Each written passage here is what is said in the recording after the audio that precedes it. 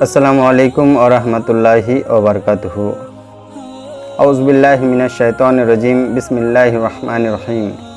फसल्लि लिरब्बिका वनहर। सदक़ल्लाहुल अज़ीम व सदक़ा बल्लगना रसूलुहुन नबियुल अमीनुल करीम व नहनु अला ज़ालिका लमिनश शाहिदीन व शाकिरीन वल्हम्दुलिल्लाहि रब्बिल आलमीन। सल्लल्लाहु तआला अला नबील उम्मी व आलिहि वसल्लम। मुअज़्ज़ज़ सामिन किराम, मैं आज आप लोगों के सामने कुर्बानी के मसाइल के मुतालिक कुछ बातचीत करना चाहता हूँ और कुर्बानी के मुतालिक जो गलत फहमियाँ हैं हमारी समाज में, हमारे मुआशरे में, उसको दूर करने की कोशिश करूँगा इंशाअल्लाह तबारक व तआला। आज की बातचीत में 3 चीज़ों का जिक्र करूँगा। उनमें से एक कि कुर्बानी के कितने दिन होते हैं, और दूसरा कुर्बानी के गोश्त हम कितना दिन रख कर खा सकते हैं, कितना जमा कर सकते हैं, और तीसरा ये कि हम पर कब कुर्बानी वाजिब होती है और कब कुर्बानी वाजिब नहीं होती है। तो मुअज़्ज़ज़ सामिन किराम, आइए सबसे पहले हम ये समझ लेते हैं कि कुर्बानी के कितने दिन होते हैं, कुर्बानी कितने दिन कर सकते हैं। तो कुर्बानी 3 दिन तक ही कर सकते हैं। मिशका शरीफ के अंदर हदीस तैयबा मौजूद है। हज़रत उमर रज़ियल्लाहु ताला अन्हु फरमाते हैं कि कुर्बानी का दिन 10 तारीख़ के बाद 2 दिन है। जब ऐसी बातें सहाबा किराम रज़ियल्लाहु ताला अन्हु फरमाते हैं तो नबी करीम सल्लल्लाहु ताला अलैहि वसल्लम से सुन के ही फरमाते हैं। अब सवाल ये पैदा होता है कि कुर्बानी के दिन 3 दिन हैं, 10वीं ज़िलहिज्जा, 11वीं ज़िलहिज्जा और 12वीं ज़िलहिज्जा। तो 12वीं ज़िलहिज्जा का कब तक हम कुर्बानी कर सकते हैं? तो 12वीं ज़िलहिज्जा को आप गुरूब आफ्ताब तक कुर्बानी कर सकते हैं। यानी सूरज डूबने से पहले अगर आपने जानवर ज़बह कर दिया तो आपकी कुर्बानी हो जाएगी।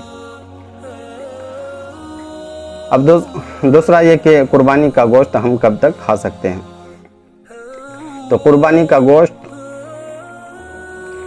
के बारे में कोई लिमिटेशन नहीं है, जब तक आप चाहें खा सकते हैं। अगर आपके पास कोई महफूज तरीका है कि आपका गोश्त ख़राब नहीं होगा तो आप जब तक चाहें खा सकते हैं, लेकिन इस बात का ध्यान रखें कि आपका गोश्त ख़राब ना हो।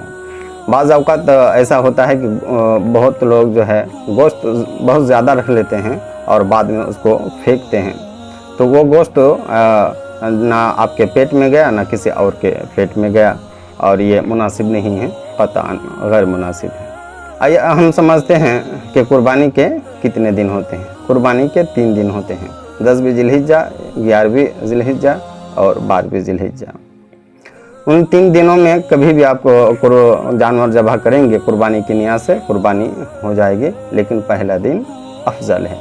आप कोशिश करें कि आप पहला दिन ही कुर्बानी कर लें। अगर कोई परेशानी है या फिर 2-3 जानवर आप कुर्बान कर सकते हैं तो आप दूसरा दिन, तीसरा दिन भी कर सकते हैं, आपको इजाज़त है, मगर पहला दिन अफजल है। इसलिए हर मुसलमान भाई बहन को चाहिए कि वजूब कुर्बानी की शराइत को अपने अंदर ढूंढे, और आपको अगर लगता है कि आपके अंदर वो चीज़ें हैं जिन चीज़ों की वजह से कुर्बानी वाजिब होती है तो आप कुर्बान ज़रूर करें। अब एक बात नोट कर लीजिए कि वजूब कुर्बानी के लिए कुछ शराइत हैं, इसको जहन में रखने की ज़रूरत है। ये कि मुसलमान हो, यानी गैर मुसलमान पर कुर्बानी वाजिब नहीं होती है। एक ये कि आकिल व बालिग हो, यानी पागल, मजनून और नाबालिग पर कुर्बानी वाजिब नहीं होती है।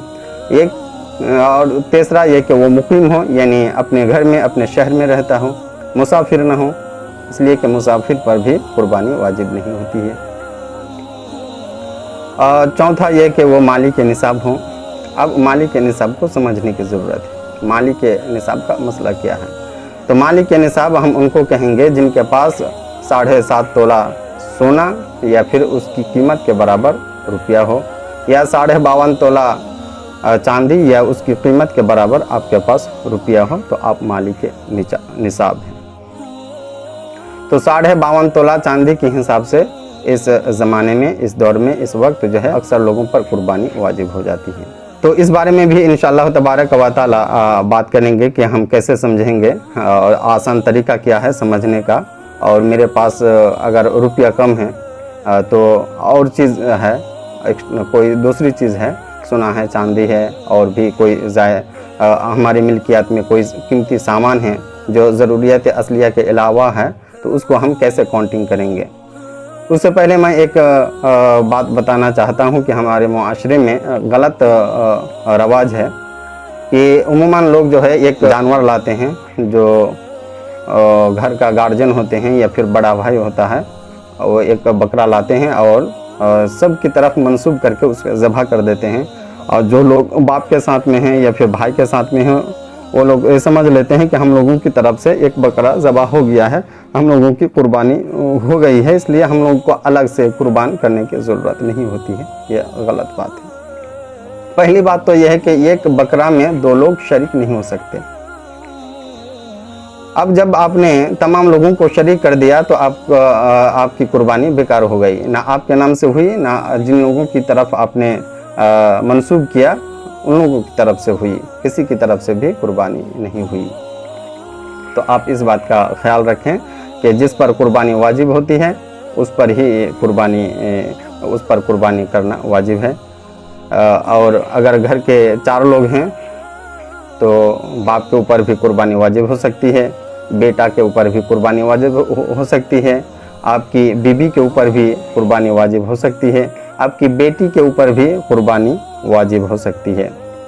बेटी के ऊपर कुर्बानी इस तरह वाजिब हो सकती है जैसा कि आपने आपकी बेटी को जेवर ख़रीद कर दिया है और वो बेटी बड़ी हो गई है और वो 7.5 तोला सोना है, या फिर 7.5 तोला सोना नहीं है, 52.5 तोला चांदी है, या फिर उससे कम है लेकिन उसके पास रुपया भी है, उसकी मिल्कियत में कोई सामान भी है, तो कुल मिलाकर अगर वो निसाब को पहुंच रहा है तो उस पर भी कुर्बानी वाजिब होगी।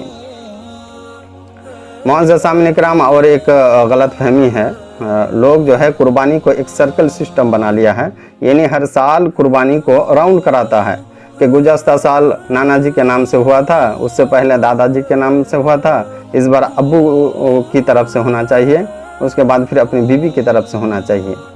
मुअज़्ज़ज़ सामईन इकराम, हालांकि वो जो है ये भूल बैठे हैं, ला इल्मी की वजह से ये समझ नहीं रहे हैं कि किस पर कुर्बानी वाजिब हो रही है और किस पर कुर्बानी वाजिब नहीं हो रही है।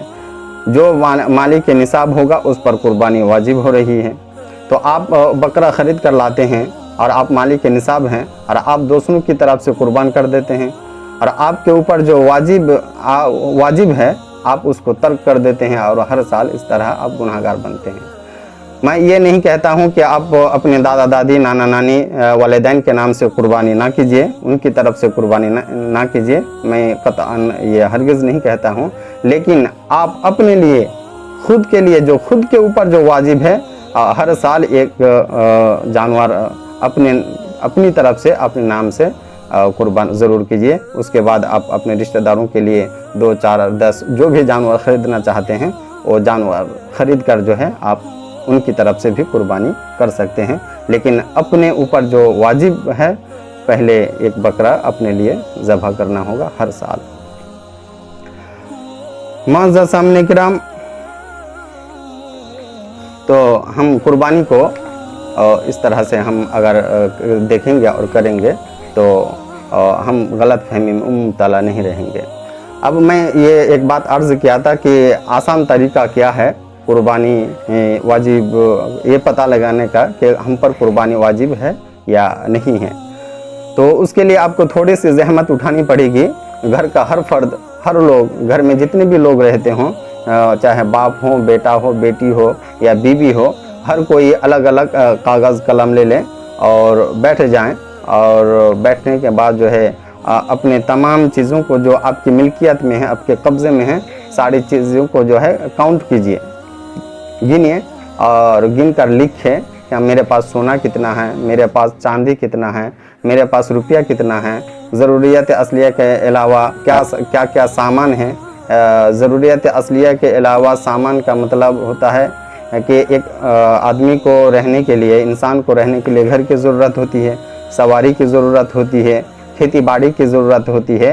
ये तमाम चीज़ों को छोड़कर जो अलग है, मसलन आपके पास 3 मकान हैं, जिसमें से 2 मकान में आप रहते हैं और एक मकान एक्स्ट्रा है जिसमें ताला लगा हुआ है, इस्तेमाल नहीं करते हैं, तो उस जो एक्स्ट्रा मकान है उसको भी आप अपने हिसाब में जोड़िए और मार्केट से उसकी कीमत का पता लगाइए कि उसकी कीमत क्या है और तमाम चीज़ों की कीमत को टोटल कीजिए और उस टोटल में से जो है आपके ऊपर अगर कर्ज़ है तो कर्ज़ को उससे जो है माइनस कर दें और माइनस करने के बाद आपका टोटल रुपया अगर निसाब तक पहुंच रहा है, यानी 52.5 तोला चांदी की कीमत को पहुंच रहा है, उसके बराबर हो रहा है कि 52.5 तोला चांदी आप ख़रीद सकते हैं, उस रुपया से के ऊपर कुर्बानी वाजिब होती है।